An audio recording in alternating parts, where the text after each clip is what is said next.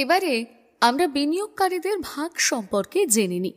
চলুন এখন আমরা জানব প্রথমে অ্যাক্টিভ ইনভেস্টর এবং প্যাসিভ ইনভেস্টরের মধ্যে কি পার্থক্য।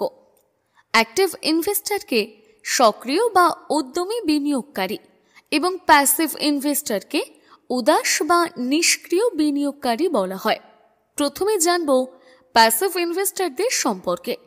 এই ধরনের বিনিয়োগকারীরা মার্কেট থেকে বেশ দূরেই থাকেন, তবে এই বিনিয়োগকারীরা মানসিক দিক থেকে বেশ চ্যালেঞ্জিং হন। আর অন্যদিকে অ্যাক্টিভ ইনভেস্টর বা সক্রিয় বিনিয়োগকারীরা মার্কেটের সঙ্গে ভীষণভাবে সংযুক্ত থাকেন। এই ধরনের বিনিয়োগকারীদের শারীরিক এবং বুদ্ধিগতভাবে চ্যালেঞ্জের সম্মুখীন হতে হয় প্রায়শই। এই ধরনের বিনিয়োগে অনেক বেশি সময় এবং অনেকটাই বেশি শক্তির প্রয়োজন হয়, আর এখানে স্টক সম্পর্কে যথেষ্ট বেশি ধারণাও থাকতে হয়।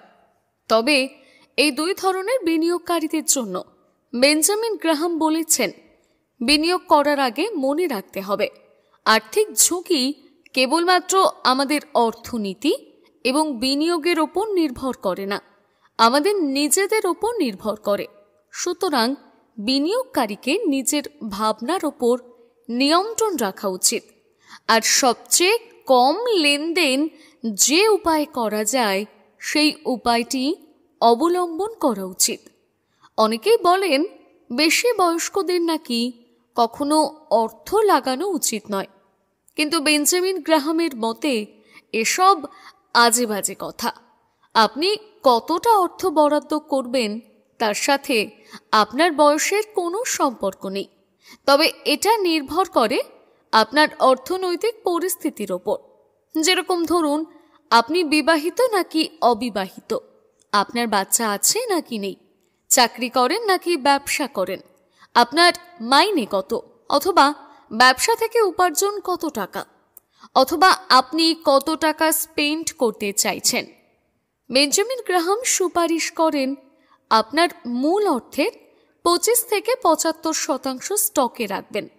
এবার ভাবছেন, তাহলে বাকি অর্থ কোথায় রাখব? কি তাই তো? বাকি অর্থ রাখবেন নিজের ক্যাশে এবং বন্ডে। আপনার বরাদ্দ টাকা তখনই পরিবর্তন করবেন যখন আপনার অর্থনীতির পরিবর্তন হবে। মার্কেট উপরে উঠলে টাকা বাড়িয়ে দেবেন না, বা মার্কেট কমে গেলে টাকা কমিয়ে দেবেন না।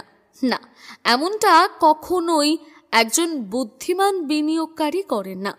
আর অবশ্যই 6 মাস অন্তর অন্তর রিব্যালেন্সিং করুন। এক্ষেত্রে অনেকেই ভাবেন যাবতীয় টাকা অর্থাৎ 100% পুরোটাই স্টকে কেন রাখবো না। হ্যাঁ, তাদের জন্যই বেঞ্জামিন গ্রাহাম দিয়েছেন এর উত্তর। তিনি বলছেন 100% অর্থ স্টকে তাদের লাগানো উচিত যারা ইতিমধ্যে খুবই মন্দা বাজার মাত করে এসেছেন, অথবা যারা অতিরিক্ত মন্দা বাজারেও নিজেদের স্টক বিক্রি করেননি, বরং মন্দা বাজারেও আরও বেশি স্টক কিনতে পেরেছেন। অথবা যদি আপনার কাছে কম করে দীর্ঘ 1 বছর কাটিয়ে দেবার মতন অর্থ মজুদ থাকে, তবেই 100% অর্থ স্টকে লাগানো যেতে পারে। শুধু এটুকুই নয়, বেঞ্জামিন গ্রাহাম প্যাসিভ ইনভেস্টরদের জন্য কয়েকটি নিয়মাবলী দিয়েছেন। প্রথমত, নিজের ঝুলিতে 10 থেকে 30টা স্টক রাখতে হবে। দ্বিতীয়ত, আপনি যে যে কোম্পানির স্টক কেনার কথা ভাবছেন সেগুলো অবশ্যই বড় কোনো কোম্পানি হতে হবে, অর্থাৎ সেই কোম্পানিগুলোর যেন অনেক বেশি পরিমাণ লোন না থাকে।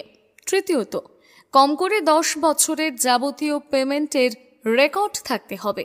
চতুর্থত, আপনাকে নিজেকে একটা প্রাইস লিমিট সেট করতে হবে। আপনি শিওর থাকবেন যে আপনি সেই লিমিটের বেশি কখনোই পে করবেন না। এই বিষয়ে যদিও বেঞ্জামিন গ্রাহাম সুপারিশ করেন গত 7 বছরের এভারেজ আর্নিংয়ের 25 গুণ অর্থ আপনি বরাদ্দ করতেই পারেন স্টকে, কিন্তু সেক্ষেত্রে আপনাকে গত 7 বছরের মোট ইনকামের 20 গুণ নিজের কাছে রাখতে হবে।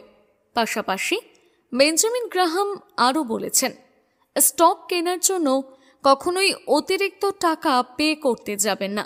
আপনার পোষালে কিনলেন, না পোষালে কিনলেন না। যদি আপনি কম দামের স্টক কিনতে পারেন তাহলে আপনার চিন্তা করার কোনো কারণ থাকে না। যখন মার্কেট ক্র্যাশ করে তখন সবাই স্টক মার্কেট থেকে দূরে পালায়, কিন্তু বেঞ্জামিন গ্রাহাম বলছেন সেটাই হলো নতুন স্টক কেনার সঠিক সময়। এক্ষেত্রে পিটার লেঞ্চ বলেছেন এমন কিছু কিনুন যেটা সম্পর্কে আপনার ইতিমধ্যেই জ্ঞান আছে। সেক্ষেত্রে আপনার পছন্দের একটা কোম্পানি খুঁজে নেওয়াটা প্রথম ধাপ।